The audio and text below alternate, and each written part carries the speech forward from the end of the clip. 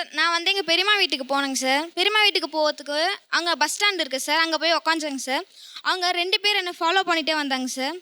நான் வந்து first வந்தோடனையும் first எங்கள் தம்பிக்கு தான் சார் ஃபோன் பண்ணேன். 2வது அம்மாவுக்கு ஃபோன் பண்ணேங்க சார். அவங்க ஒரே பயத்திலே அவங்க இருந்தாங்க. அவங்க வந்து எங்கள் அப்பாவுக்கு ஃபோன் பண்ணாங்க சார். எனக்கு என்ன தான் பண்ணனே தெரில. நான் பக்கத்துலேயே பாத்ரூம் இருக்குது சார். பாத்ரூம் இல்லை, சரி போகலாம், அங்கே போயிட்டா வரமாட்டான்னு குடுகுடுன்னு ஓடுனேங்க சார். அந்த பஸ் ஸ்டாண்டில் எல்லாருக்கிட்டே சொல்கிறேங்க சார். ஒருத்தர் கூட வந்து எனக்கு ஒரு ஹெல்ப்பு கூட பண்ணலைங்க சார். அங்கே எந்த ஊர் இது? அச்சரப்பாக்கம் சார் அது. அச்சரப்பாக்கமா? அப்புறமேட்டு அவனுங்க பார்த்தா பாத்ரூம் வெளியிலே தான் சார் நிற்கிறாங்க. நான் வந்து வெளியில் வந்தோடனே நான் வந்து கல் இருந்துச்சு சார் பாத்ரூமில், தூக்கி அடிச்சுட்டு நான் வெளியில் ஓடி வந்துட்டு அதுக்குள்ளே பார்த்தா அம்மா அதுக்குள்ளேயே வந்துட்டாங்க சார் அங்கே. அதனால இவங்க வந்து பயப்படுறாங்க. நீ வந்து இதையே உன்னால ஃபேஸ் பண்ண தெரில, நீ வெளியில் போய் என்ன பண்ணுவ, உன்னை நான் வெளியில் வேலைக்கு அனுப்பிச்சா நீ என்ன போய் பண்ணுவ, எனக்கு ரொம்ப பயமாக இருக்குது, ஏன்னா விடுங்கம்மா, நீங்கள் இத்தனை வருஷம் அவங்க என்ன பார்த்துக்கினாங்க சார், நான் இதுக்கு மேலே நான் உங்களுக்கு உழைச்சி நான் போடுறேன் சார், நீங்கள் என்னை விடுங்க. அதுமாரி நான் சொன்னால் நீ வந்து பயம், நீ வந்து எதுவுமே நீங்கள் லாகியே கிடையாது அப்படின்னு எல்லாமே சொல்கிறாங்க சார். எதுக்கு எடுத்தாலும் வீட்டுக்கு ஃபோன் பண்ணி சொல்லும் சார். ஏன்னா இப்படி இங்கே வந்தால் இப்படி சொன்னால் தப்பு இல்லைங்க சார். வீட்டுக்கு தான் சார் ஃபஸ்ட்டு சொல்ல முடியும். வீட்டுக்கு சொன்னால் அப்போ எனக்கு எவ்வளோ பயம் இருக்கும் சார். வெளியே போச்சா என்ன ஆச்சோ ஏதாச்சும். 2 விஷயம். அவங்க வந்து உங்களை தான் பாதுகாப்பாக கருதுறாங்க, அதனால தான் உங்கள்கிட்ட பேசுகிறாங்க. அதை நீங்கள் வந்து குறைய நினச்சிட்டீங்க அல்லது நீங்கள் பயந்துட்டீங்க அப்படின்னா நாளை பின்னா உங்கள்கிட்ட சொல்லாமல் மறைக்க ஆரம்பிச்சிருவாங்க. பொதுவான பெற்றோர்களுக்கு மனநிலை என்ன, நகரத்துக்கு போனால் ஒரு ஆண் நண்பரோட ஃப்ரெண்ட்ஷிப் ஏற்படும். அந்த ஃப்ரெண்ட்ஷிப் வந்து கொஞ்ச நாள் ஃப்ரெண்ட்ஷிப்பாக இருந்து மேபி பின்னால் காதலாக மாறக்கூடும். அந்த பிரச்சனை வந்து ரொம்ப ஆபத்தாக போயிடும். ஸோ அதனால் அது வேண்டாம். ஒன்ஸ் சிட்டிக்குள்ளே என்ட்ராகிறோம், அப்புறம் ஃப்ரெண்ட்ஷிப்பாக ஆரம்பிக்குது, அப்புறம் லவ்வாக போய் முடிஞ்சிருது. இது ஒரு மெயின் கன்சர்ன், நான் சிட்டிக்குள்ளே அனுப்பாமல் இருக்குது அப்படின்னு. ஸோ அதை எப்படி பார்க்குறீங்க? அது ஒரு பெற்றோர் ஒவ்வொருத்தருனுடைய தனிப்பட்ட சாய்ஸ். அது அவங்களே வந்து ரொம்ப யோசிச்சு ஒருத்தங்களை சரியாக வந்து தேர்ந்தெடுக்க கூடும். அது சரியாக வருமா வராதாங்கிறது பேசுறதுக்கு தான் பேரண்ட்ஸ் இருக்கிறாங்க. அந்த இடத்துல தான் நாம் இருக்கோம்.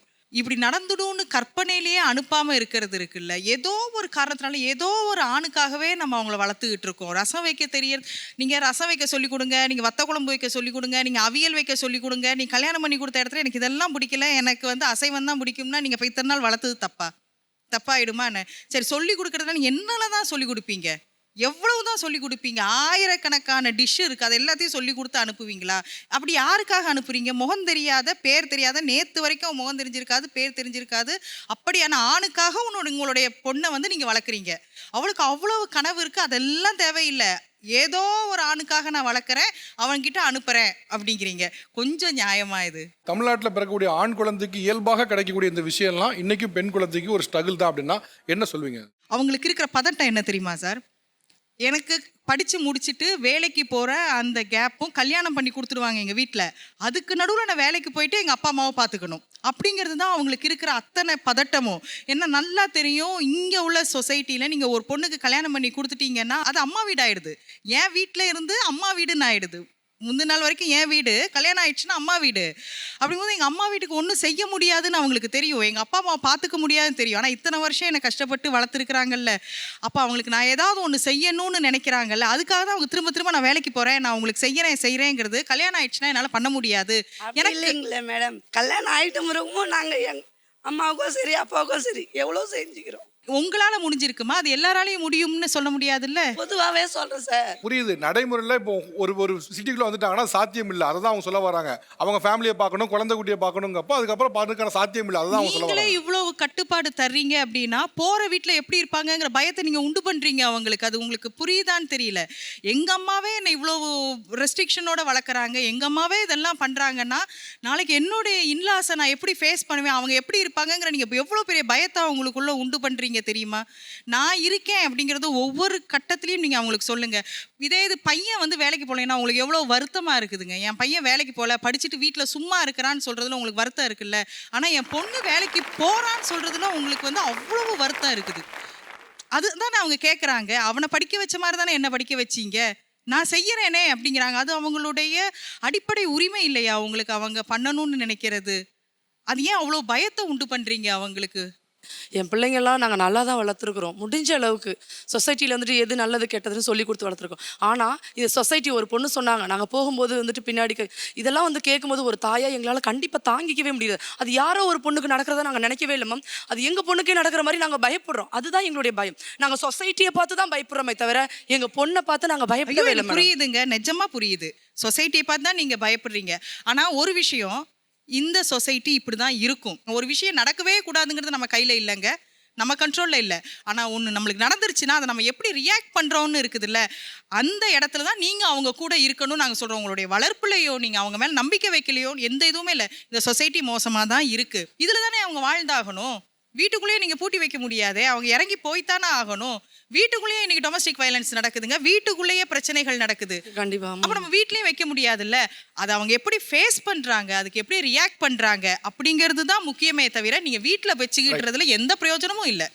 நான் புரிஞ்சுக்கிறேன், சேஃப்டி இஷ்யூஸ் இருக்கு, எல்லாமே ஓகே. ஆனா இதுக்கு நடுவுல தான் எப்படி வாழ்றதுன்னு பார்க்க முடியும். என்னைக்கோ ஒரு நாள் நீங்க உங்க கணவர் எங்கேயோ போகும்போது உங்க பஸ் ஆக்சிடென்ட் ஆயிருக்கலாம். அதுக்காக நீங்க ஏறக்கூடிய எல்லா பஸ் மேனும் ஆக்சிடென்ட் ஆகும் நம்புவோமா? நம்ம என்ன நினைப்போம், இந்த முறை போகும்போது சேஃப்டா போறோமா அப்படின்னு என்ஷூர் பண்ண முடியும். அவ்வளவுதான் பண்ண முடியும், நம்ம கையில் அவ்வளவுதான் இருக்குது. இன்னும் நான் சொல்றேன், ஒரு படி தீபா அவர்கள் சொன்னாங்க டொமஸ்டிக் வயலன்ஸ் நடக்குன்னு. நான் ஒன்று சொல்லட்டுமா? கிராமத்தில் இருக்கக்கூடிய இந்த அத்தை பையன் மாமா பையன் சொல்றவன் எவ்வளோ பேர் அவங்களுடைய அத்தை பொண்ணுக்கு செக்ஸ் டார்ச்சர் கொடுக்கான். உங்களுக்கு தெரியாது இதெல்லாம்? ஏன் மறைக்கிறீங்க? அதெல்லாம் ஏன் மறைக்கிறீங்க? அது நகரத்தில் நடக்கிற மாதிரி ஏமாத்துறீங்களே. உங்க வீடுகள் நடக்குது, அதை வெளியே சொல்ல முடியுதா உங்களால? சொன்னா உங்க வீடு மானம் போயிடும். ரைட்டு தானே? அக்கா பையனை எப்படி சொல்றது? இந்த பையன்லாம் உங்களுக்கு இருக்குல்ல, அதெல்லாம் வீட்டுக்குள்ள ரொம்ப பொத்தி வைக்கிறீங்களே, அதெல்லாம் எந்த வகையில சரி? நீங்க இவங்கள போய் சிட்டில போனா அந்த பிரச்சனை யாருங்கிறீங்க? வீட்லயே நடக்குது. இது யார் பேசுவா, பதில் சொல்லுவா? நீங்க சொல்லுங்க.